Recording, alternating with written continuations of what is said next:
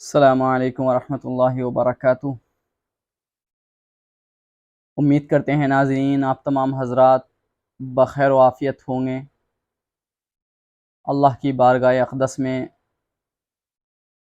تہ دل سے دعا کرتا ہوں کہ اللہ تبارک تعالیٰ آپ کو سکون و عافیت والی زندگی عطا فرمائے اور آپ کی جو بھی پریشانی ہے اس کو جلد از جلد ختم فرمائے۔ ناظرین، ہم نے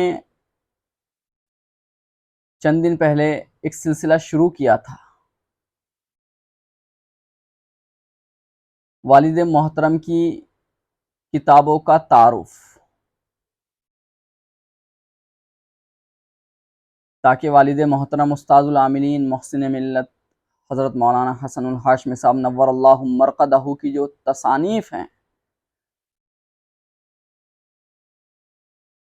ایک تو ان کی پوری فہرست آپ کے سامنے آ جائے اور ان کتابوں میں کیا کیا ہے، والد محترم نے کیسے کیسے خزانے اس امت کے لیے چھوڑ کے گئے ہیں کہ جن سے آج ہزاروں نہیں بلکہ لاکھوں لوگ مستفید ہو رہے ہیں اور انشاءاللہ ہوتے رہیں گے۔ بعض حضرات شاید یہی جانتے ہوں گے کہ چند کتابیں ہوں گی والد محترم کی جو مشہور کتابیں ہیں، حالانکہ ایسا نہیں ہے۔ تقریباً 100 تصانیف والد صاحب کی روحانی عملیات کے موضوع پر ہیں، جو اپنے اندر ایک انفرادیت پیدا کرتی ہے۔ ہم پہلے بھی کہہ چکے تھے یہ بات کہ اس بارے میں دو رائے نہیں ہیں کہ والد محترم نے جتنا بڑا ذخیرہ روحانی عملیات کے موضوع پر اللہ کے بندوں کو فراہم کیا ہے، تاریخ میں آج تک اتنا بڑا ذخیرہ اس موضوع پر کوئی تیار نہیں کر سکا اور شاید کر بھی نہیں سکتا، کیونکہ وہ جتنا لکھ گئے ہیں اس موضوع پر، میں سمجھتا ہوں کوئی لکھنا چاہے بھی تو نہیں لکھ سکتا۔ اس کی بہت سی وجوہات ہیں، ہم ان وجوہات میں جا کر ویڈیو طویل کرنا نہیں چاہتے۔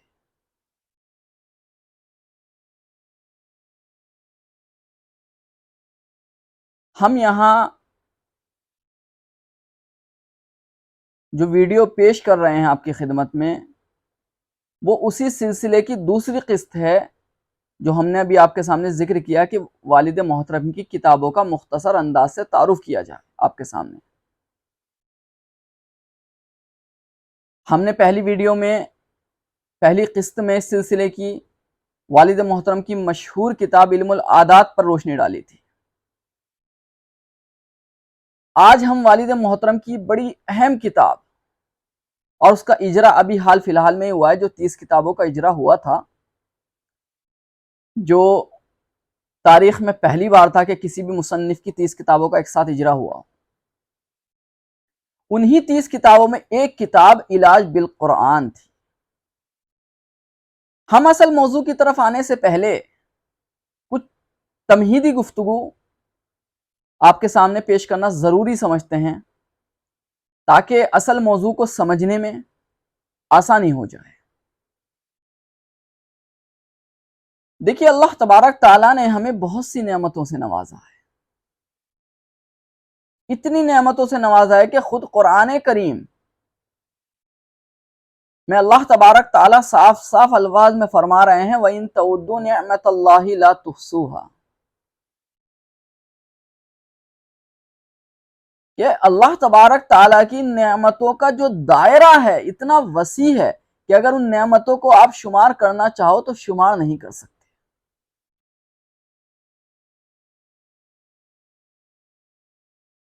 محققین کا کہنا یہ ہے کہ کچھ نعمتیں وہ ہیں جو بری ہیں، یعنی خشکی پر پائی جاتی ہیں، زمین پر پائی جاتی ہیں۔ کچھ نعمتیں وہ ہیں جو بحری ہیں، یعنی جو سمندر کے اندر، پانی کے اندر پائی جاتی ہیں۔ محققین کی تحقیق کے مطابق پانی کی جو نعمتیں ہیں وہ خشکی کی نعمتوں سے کہیں زیادہ ہیں۔ آپ پانی کی نعمتوں میں اگر صرف ایک نعمت مچھلی کا شمار کریں، مچھلی کا ذکر کریں، تو مچھلی کی اتنی قسمیں ہیں، پورے یقین اور پورے وثوق کے ساتھ یہ بات کہی جا سکتی ہے، جو تحقیقاً بھی ثابت ہو چکی ہے بات، کہ مچھلیوں کی اتنی قسمیں ہیں کہ اتنی قسمیں کسی اور جانور کی نہیں ہیں۔ ہم چند ہی قسموں سے واقف ہوں گے جو ہم کھاتے ہیں، مچھلی عام طور سے گھروں میں ہمارے بنتی ہیں، لیکن کتنی ہی مچھلی کی ایسی قسمیں ہیں، ہم ان کو جانتے نہیں، ہم ان سے واقف نہیں ہیں، ہمیں کوئی آشنائی نہیں ہے ان سے۔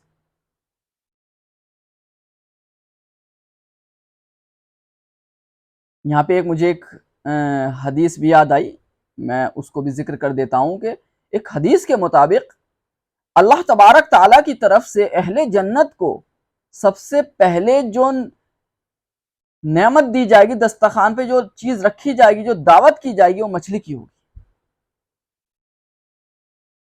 بہرحال دوستو، یہ تو پانی کی میں نے صرف ایک نعمت کا ذکر کیا ہے، کتنی ہی نعمتیں ہیں، بہت ساری نعمتیں، اتنی نعمتیں ہیں سمندر میں کہ ہم شمار ہی نہیں کر سکتے۔ خشکی کی نعمتوں کی بات تو چھوڑ دیجئے، مثلا قرآن کریم سورہ رحمان میں کیا کہتا ہے؟ یخرج منہم اللؤلؤ والمرجان، ان دونوں دریا سے، دریا کی طرف زمین لوٹ رہی ہے، دو دریاؤں سے کیا نکلتے ہیں؟ موتی اور مرجان، مونگے نکلتے ہیں۔ کس قدر قیمتی نگینے ہیں دونوں، اور بھی بے شمار اس میں نعمتیں پائی جاتی ہیں سمندر میں۔ اور خشکی کی نعمتیں دیکھ لیجئے، ہم رات دن کتنی نعمتوں سے مستفید ہو رہے ہیں۔ بھئی سورج ہے، چاند ہیں، اسی طرح کھانے کی چیزیں ہیں، نباتات ہیں، جمادات ہیں، درخت ہیں، کس قدر کی نعمتیں ہیں اللہ تبارک تعالیٰ کی۔ اس لیے قرآن کریم نے خود کہہ دیا وَإِن تَعُدُّوا نِعْمَتَ اللَّهِ لَا تُحْصُوهَا، اگر تم اللہ کی نعمتوں کو شمار کرنا بھی چاہو گے کہ کتنی ہیں، نہیں شمار کر سکتے۔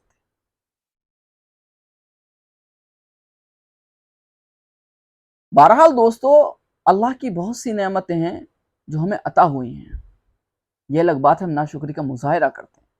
ہر نعمت ہمارے پاس موجود ہے، لیکن اس کے باوجود بھی ہم مایوسی کا اظہار کرتے ہیں، بسا اوقات کہہ بھی دیتے ہیں، کفریہ کلمات بھی ہماری زبان سے نکل جاتے ہیں اکثر، ارے اللہ نے ہم سے دیا ہی کیا ہے، سب کچھ چھینا ہے، نعوذ باللہ، اس طرح کے کلمات بھی ہمیں سننے کو مل جاتے ہیں اکثر زبانوں سے، میرے پاس تو کچھ بھی نہیں۔ بہرحال دوستو، ہم یہ الگ موضوع ہو گیا، یہ ایک تمہیدی بات ہے جس کو اصل موضوع کے لیے ہم بیان کر رہے ہیں، ورنہ آج کی ویڈیو کا اس سے کوئی خاص تعلق نہیں ہے، لیکن اس کو ہم نے کیوں بیان کیا وہ اب آپ سمجھ جائیں گے۔ ابھی ہم نے بیان کیا کہ اللہ تبارک تعالیٰ کی بہت سی نعمتیں ہیں جو ہمیں عطا ہوئی ہیں، اتنی نعمتیں ہیں کہ ہم شمار نہیں کر سکتے۔ انہی نعمتوں میں ایک نعمت قرآن کریم بھی ہے۔ اب میرا ماننا، میں کسی کی بات نہیں کر رہا، میں اپنی بات کر رہا ہوں، میرا ماننا تو یہ ہے کہ اللہ تبارک تعالیٰ نے جتنی نعمتیں انسان کو دی ہیں، ان میں سب سے بڑی نعمت قرآن کریم ہے۔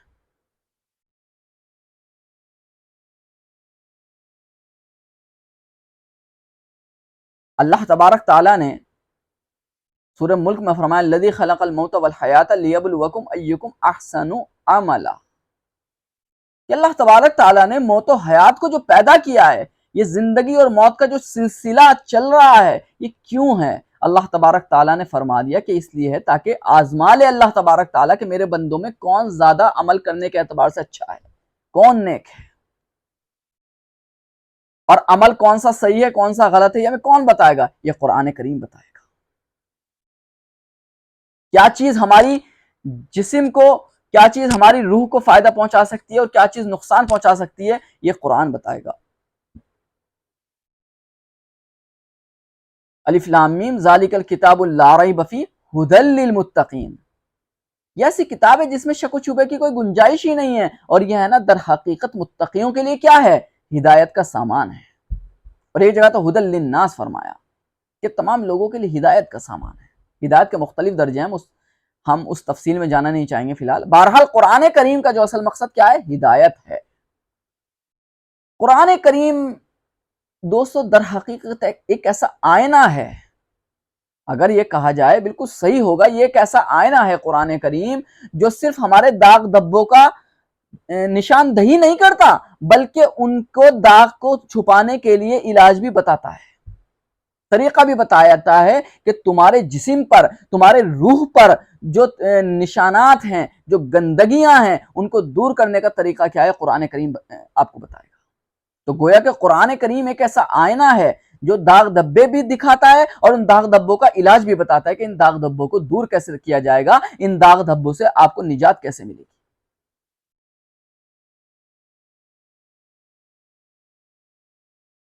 دوستو، نبی کریم صلی اللہ علیہ وسلم نے جب آخری خطبہ دیا تو اس وقت ایک بات کہی تھی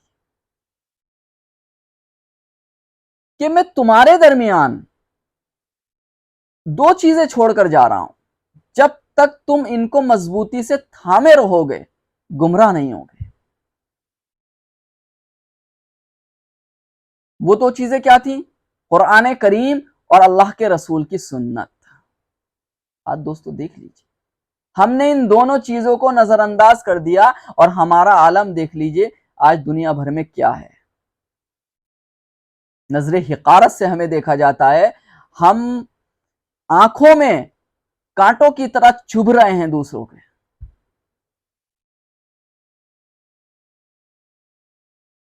یہ سب کیوں؟ اس لیے کہ ہم نے قرآن کو چھوڑ دیا، ہم نے قرآن سے تعلق کو توڑ دیا ہے۔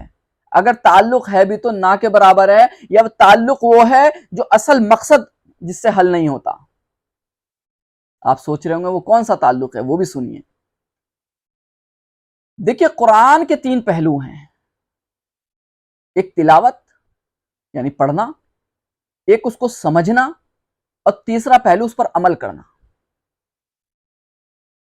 جہاں تک تلاوت کا تعلق ہے، اگر ہم صرف رمضان کی بات کریں تو یقین کیجئے کروڑوں کی تعداد نہیں، اربوں کی تعداد میں شاید قرآن کریم پوری دنیا میں ختم ہوتا ہے۔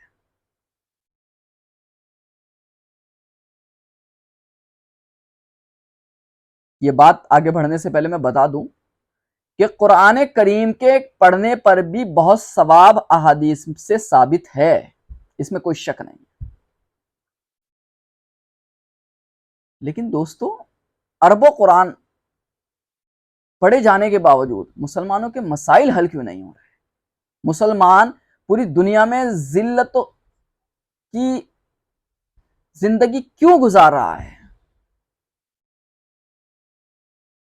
نہ غیروں سے ہمیں محبت میسر ہے، نہ اپنوں سے پیار۔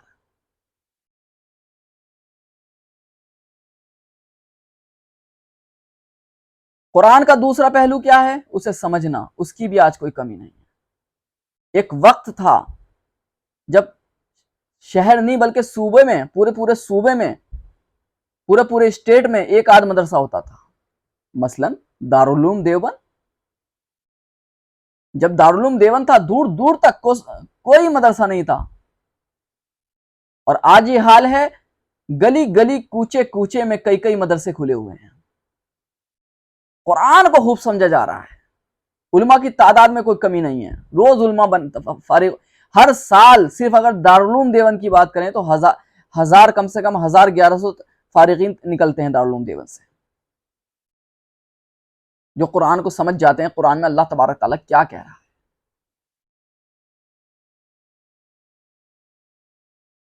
لیکن آج دیکھیے، اس سب کے باوجود، یعنی اتنے علماء تیار ہو رہے ہیں، قرآن کو سمجھنے میں کوئی کمی نہیں ہے، مدارس میں کوئی کمی نہیں ہے، بے شمار مدارس کھل چکے ہیں اور کھل رہے ہیں دن بدن، لیکن مسلمانوں کی تو جو ذلت تھی اس میں کمی تو دور کی بات، روز بروز اضافہ ہو رہا ہے۔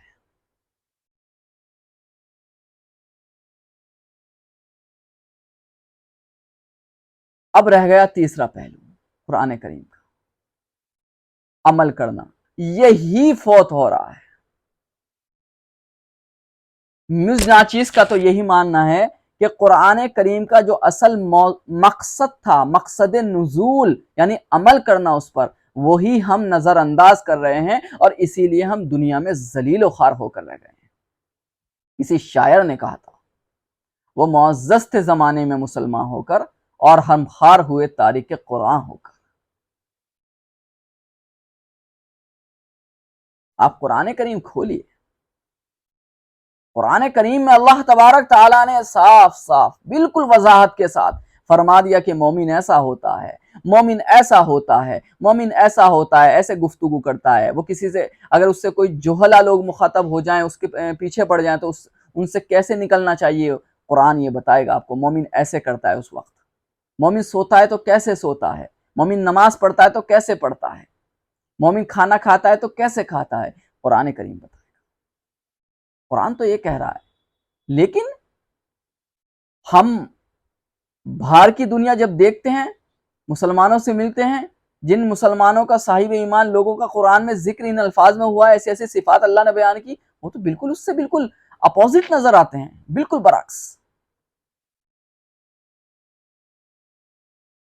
کسی محقق نے قرآن کو گہرائی سے مطالعہ کیا، سمجھا کہ قرآن کہتا کیا ہے، اللہ تبارک تعالیٰ کہہ کیا رہے ہیں،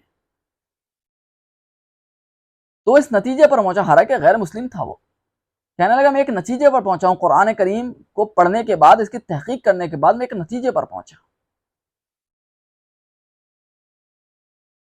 کہ دنیا میں سب سے اچھا مذہب اسلام ہے، اور سب سے بدتر قوم مسلمان ہے۔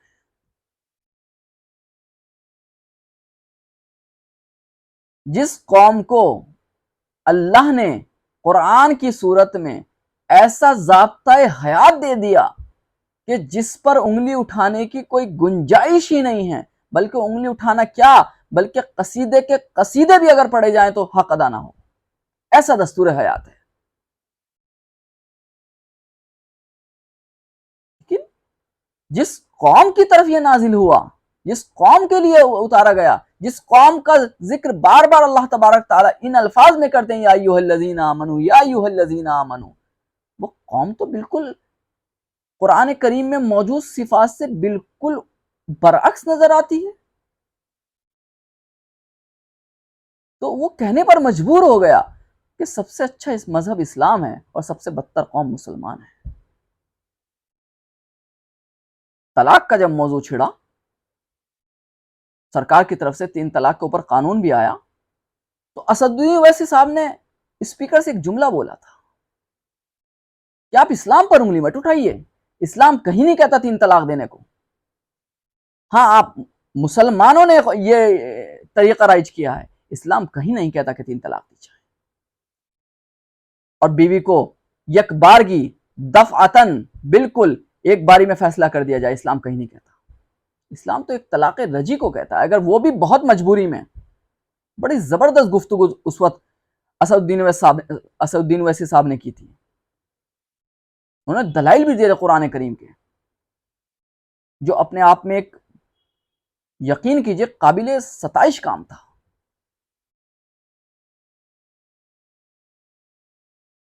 بہرحال دوستو، قرآن کریم کا جو اصل مقصد نزول جو ہے، اس پر عمل کرنا، آج ہم نے اسی کو نظر انداز کر دیا۔ اس لیے تلاوت کے باوجود، اس کو سمجھنے کے باوجود، عام دنیا بھر میں ہم ذلیل و خوار ہو کر رہ گئے۔ پڑوسی ہم سے خوش نہیں ہیں، ماں باپ کی ہم عزت نہیں کرتے، استاد کا احترام ہم نہیں کرتے، بیٹیوں کے حقوق ہم ادا نہیں کر رہے، سفر کرتے ہیں تو بدتمیزی کا عالم ہمارے ساتھ رہتا ہے، تجارت کرتے ہیں تو اس میں دھوکہ دھڑی کرتے ہیں، تولنے میں، وزن کرنے میں ہم دھوکے سے کام لیتے ہیں، فریب کرتے ہیں۔ ہم کہیں کے صاحب ایمان؟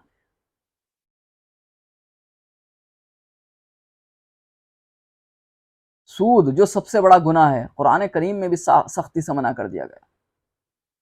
اللہ نے جس کے بارے میں، جس کے کرنے والے کے لیے اعلان جنگ کا اعلان کیا ہے، اعلان جنگ کیا ہے۔ آج افسوس کے ساتھ یہ کہنا پڑتا ہے کہ شاید سود کا سب سے بڑا کاروبار مسلمان کر رہے ہیں۔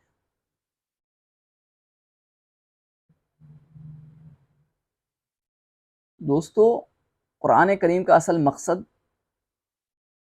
آج ہمارے دلوں سے نکل چکا ہے، ہم اس کو نظر انداز کر چکے ہیں، اور یہی شاید وجہ ہے، شاید نہیں بلکہ یقینی طور پر یہی وجہ ہے کہ آج پوری دنیا میں ہم ذلیل و خوار ہو کر رہ گئے ہیں۔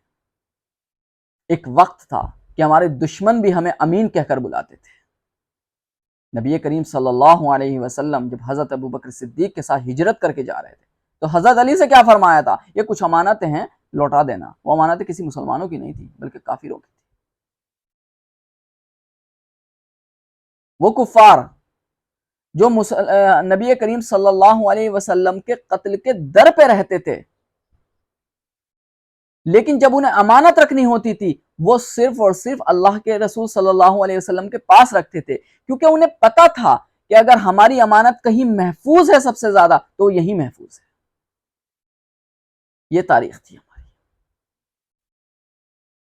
آج ہم کوئی ایسا گناہ نہیں ہے، آپ بڑے بڑے گناہوں کی فہرست تیار کیجئے جو بڑے بڑے ہیں، صغائر کو چھوڑ دیجئے، کبائر کی فہرست تیار کیجئے، جھوٹ ہے، زنا ہے، شراب نوشی ہے، دل شکنی ہے، چوری ہے، زنا ہے، سود ہے، آپ اس کی ایک فہرست تیار کیجئے۔ کوئی ایسا گناہ نہیں ہوگا جو مسلمان سے سرزد نہیں ہو رہا ہے۔ افسوس ہے، صد افسوس۔ بہرحال دوستو، بات طویل ہو گئی۔ قرآن کریم کا جو اصل مقصد ہے وہ عمل کرنا ہے، اور قرآن کریم ہدایت ہی کے لیے آیا ہے، جیسے کہ میں نے آپ کو بتا دیا، ہدی للناس اور ہدی للمتقین۔ شہر رمضان الذی انزل فیہ القرآن ہدی للناس، رمضان میں نازل کیا گیا اور یہ لوگوں کی ہدایت کا سامان ہے، ہدایت کا ذریعہ ہے۔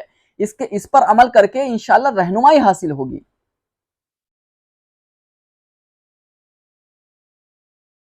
دوستو، قرآن کریم کا اصل مقصد تو ہدایت ہے، لیکن قرآن کریم ایک ایسا سمندر ہے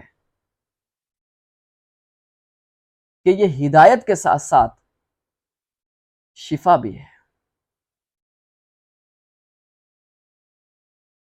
سورہ فاتحہ جس کے احادیث میں بہت سے نام آئے ہیں، اس میں ایک نام شفا بھی ہے، اور خود قرآن کریم میں ایک جگہ فرمایا گیا وَنُنَزِّلُ مِنَ الْقُرْآنِ مَا هُوَ شِفَا۔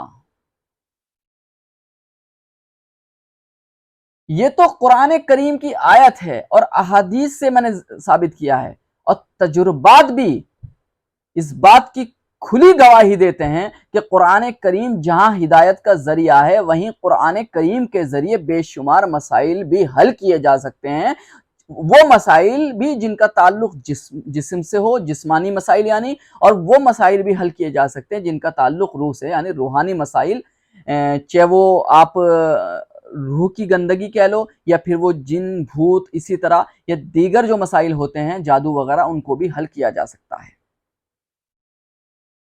قرآن کریم کی جو آخری دو صورتیں ہیں معوذتین جنہیں کہا جاتا ہے، قل اعوذ برب الفلق قل اعوذ برب الناس، ان کا شان نزول کیا ہے؟ بھئی نبی کریم صلی اللہ علیہ وسلم پر جادو کیا گیا۔ دیکھیے اللہ تبارک تعالیٰ ولن تو چاہتے کہ اپنے حبیب پر جادو ہوتا ہی نہ، لیکن دنیا دارالاسباب ہے، جادو ہوا۔ پھر اللہ تبارک تعالیٰ چاہتے تو باقاعدہ علاج کی کیا ضرورت تھی؟ بھائی اللہ کے دست قدرت میں تو سب کچھ ہے، وہاں تو کن فیکن کا معاملہ ہے، ادھر کہا ادھر ہو گیا۔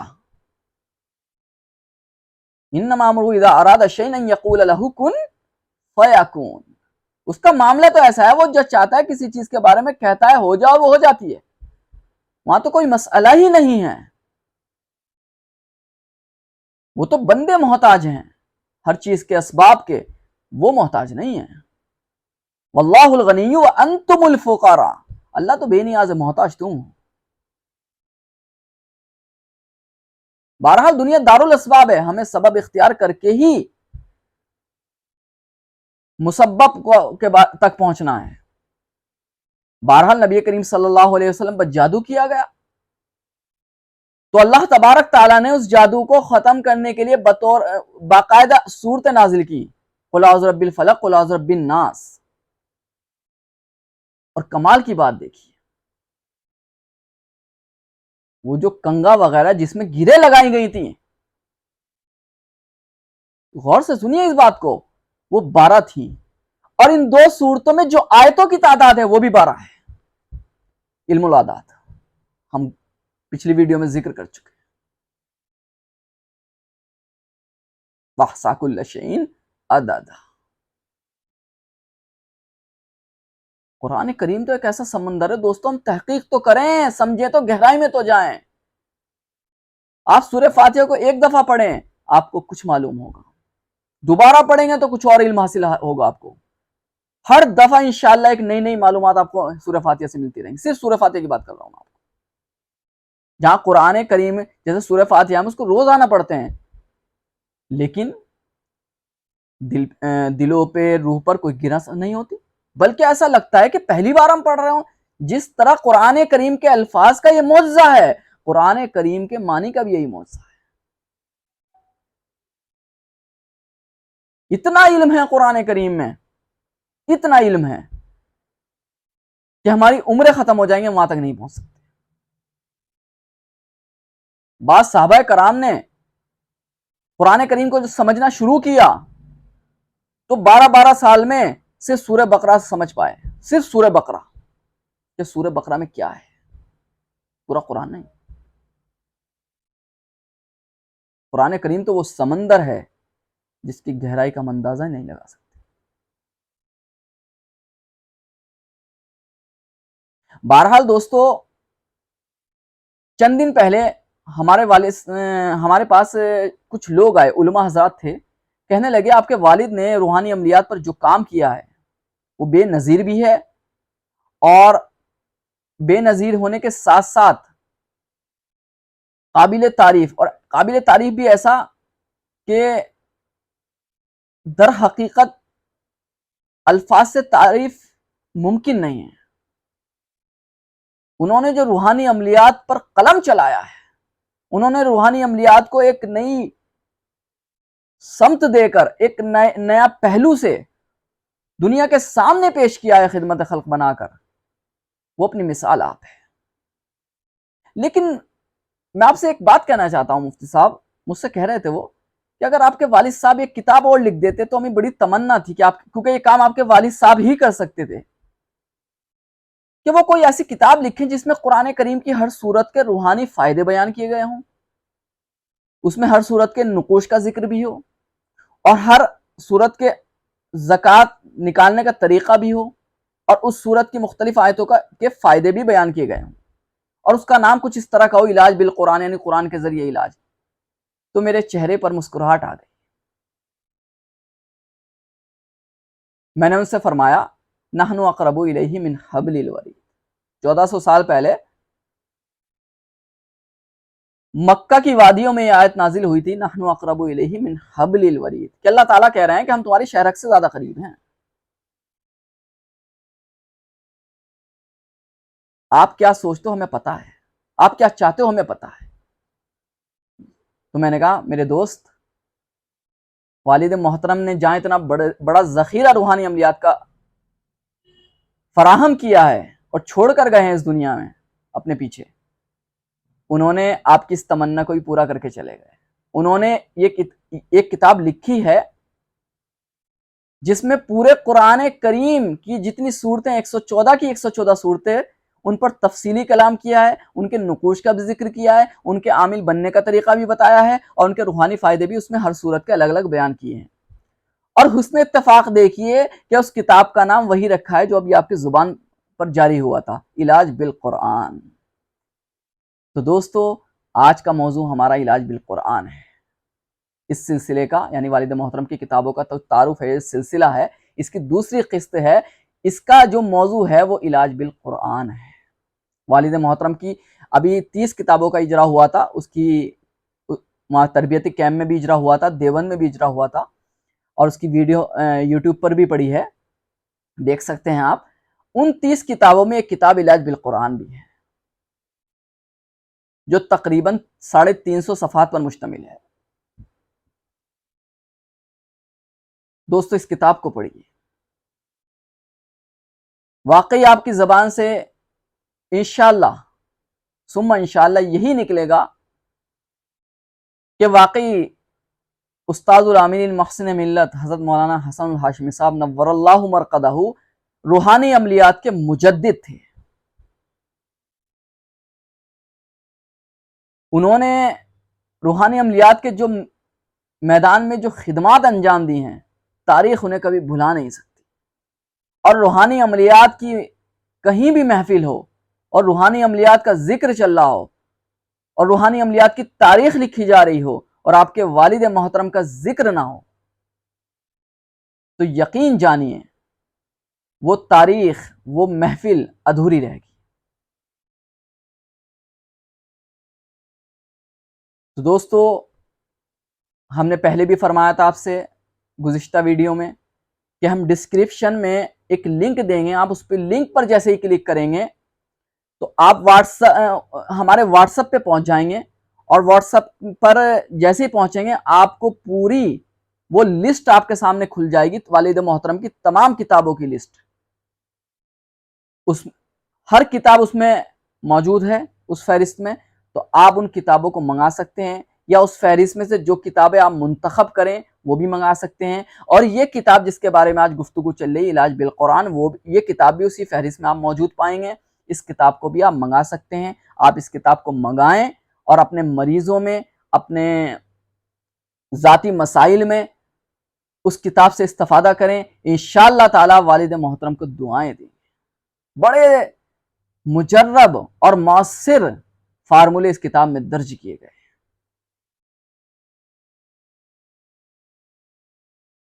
تو دوستو قرآن کریم جہاں مقصد ہدایت ہے, جہاں ذریعہ ہدایت ہے, وہاں ذریعہ شفا بھی ہے. قرآن کریم کے ذریعے جس طرح ہم اپنے زندگی میں رہنمائی, ہر پہلو سے رہنمائی حاصل کرتے ہیں, ان میں سے ایک پہلو جو مرض اور شفا کا بھی ہے, اس میں بھی ہم رہنمائی حاصل کر سکتے ہیں. یا یہ بھی کہہ سکتے ہیں قرآن کریم ہدایت کے لیے ہی نازل ہوا ہے. یہ بھی تو ایک طرح کی ہدایت ہے کہ بھائی قرآن کریم بلکہ ایسی کتاب ہے, اگر یہ کہا جائے کہ زندگی کے ہر پہلو میں ہماری رہنمائی کرتا ہے, تو ایک پہلو, ایک آدمی کسی مصیبت میں گرفتار ہو گئے, چاہے وہ روحانی مسئلہ ہو چاہے وہ جسمانی مسئلہ ہو, تو قرآن کریم ضرور رہنمائی کرتا ہے. میں آپ کو ایک فارمولا دیتا ہوں, آپ اس کو آزمائیے. میں کوئی دعویٰ نہیں کروں گا بلکہ میں تجربات کی کسوٹی پر یہ بات کہہ رہا ہوں, اور اللہ پہ بھروسہ کر کے کہہ رہا ہوں, قرآن کریم کی آیتوں پر بھروسہ کر کے کہہ رہا ہوں, لفظ انشاءاللہ کے ساتھ کہہ رہا ہوں کہ بارش کا پانی لیجئے, اس پر 21 مرتبہ سورہ علم نشرح پڑھ لیجئے. ایک سورت کا فائدہ, سورہ علم نشرح کا صرف ایک فائدہ بیان کر رہا ہوں میں, باقی فائدے آپ اس کتاب میں دیکھ لیجئے گا, بہت سارے فارمولے لکھے ہوئے ہیں علاج بالقرآن میں. بہرحال بارش کے پانی پر سورہ علم نشرح 21 مرتبہ پڑھ لیجئے, اور اس پانی کو 21 دن تک اس شخص کو پلائیے جس کے گردے میں پتھری ہو. انشاءاللہ تعالی ثم انشاءاللہ تعالی 21 دن کے اندر پتھری پیشاب کے راستے سے باہر آ جائے گی. 21 دن کے بعد جب آپ الٹرا ساؤنڈ کرائیں گے تو انشاءاللہ پتھری موجود نہیں ہوگی. اسی طرح سورہ قلم کا ایک فارمولا میں بیان کر دوں, نون والقلم وما یسطرون, جو اس کا ایک نقش ہے, اگر آپ چاہیں گے تو ہم انشاءاللہ آپ کو فراہم کر دیں گے. وہ ایک نقش تیار ہوتا ہے سورہ قلم کی جو آیت ہے, ابتدائی آیت, نون والقلم وما یسطرون, اس کا ایک نقش ہوتا ہے, یہ آیت بھی اس میں درج ہوتی ہے. اگر یہ آیت زعفران سے لکھ کر نقش کے ساتھ, جو ہم انشاءاللہ اگر آپ مانگیں گے ہم دے دیں گے, کینسر کا اگر وہ ابتدائی مراحل سے گزر رہا ہو کینسر کے, اس کو پلائے جائیں وہ نقش, الحمدللہ ثم الحمدللہ ٹھیک ہونے کے چانس, ٹھیک ہونے کے امکانات بڑھ جاتے ہیں. اور تجربات سے ثابت ہے بہت سے مریض اس فارمولے پر عمل کر کے صحت یاب ہو چکے ہیں, اور ایسے بھی صحت یاب ہو چکے ہیں جو کینسر کے مرض میں اچھے خاصے مبتلا ہو چکے تھے. بہرحال دوستو یہ دو فارمولے میں نے آپ کے سامنے پیش کر دیے, ایک سورہ علم نشرح کا, ایک سورہ قلم کا. باقی بہت سے فارمولے آپ اس کتاب میں تفصیل کے ساتھ پائیں گے. اس کتاب کو منگائیں, اس کتاب کو اپنی لائبریری کا حصہ بنائیں, اس کو زیر مطالعہ رکھیں, اپنے مریضوں میں, اپنے ذاتی مسائل میں اس کتاب سے استفادہ کریں، انشاءاللہ تعالی بڑا فائدہ محسوس کریں گے۔ فی الحال آج کی ویڈیو میں اتنا ہی، اگلی ویڈیو میں انشاءاللہ ہم پھر ایک نیا موضوع، ایک نئی ویڈیو لے کر آپ کی خدمت میں حاضر ہوں گے۔ دعاؤں میں یاد رکھیے گا۔ السلام علیکم ورحمۃ اللہ